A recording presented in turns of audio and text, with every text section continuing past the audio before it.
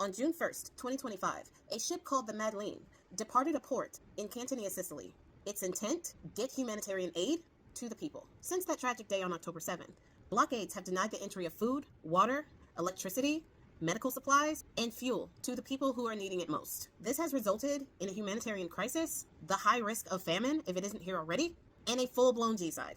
But these checkpoints are not as new as people think they are. There have been checkpoints on the Strip and in other places around the area since 2007, and activists and humanitarians have been launching missions since to try to break the blockade, with one of the most notable missions being the very first one. In 2010, Freedom Flotilla launched its first mission. Their intent was to break the blockade. 10 of the activists were unalived in that attempt. And every attempt since, in 2011, 2015, 2018, and another in May of 2025, all failed. And with all of that in mind, the Madeleine pushed forward, carrying baby formula, 100 kilos of flour, 250 kilos of rice, menstrual products, water distillation kits, medical kits, crutches, and children's prosthetics. 12 passengers were aboard the Madeleine, including activist Greta Thunberg and a member of the European Parliament, Rima Hassan. 2 days after their voyage started, they were surrounded by monitoring drones, prompting them to call it in. Those drones dispersed, and nothing happened at that time. On the 5th of June, they rerouted to help a small boat of Sudanese migrants. They took them aboard the Madeleine and got them to safety on another boat. By the 7th, they were in Egypt.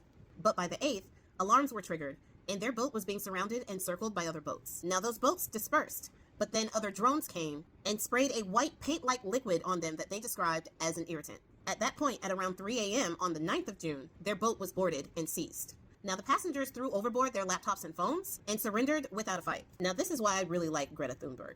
They tried to make her sign a document saying that she had entered illegally, and she refused to sign it. But she did sign a document saying that she would willingly go home as soon as possible. She signed that document, they put her on a plane, and they deported her on the 10th of June. Now, I like her because this wasn't her giving up.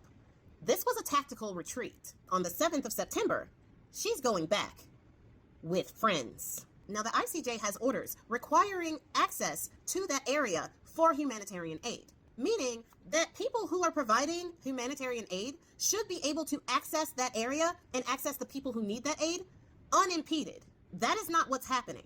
So activists and humanitarians are coming together to say, maybe one boat couldn't make it through, but what about more than 50?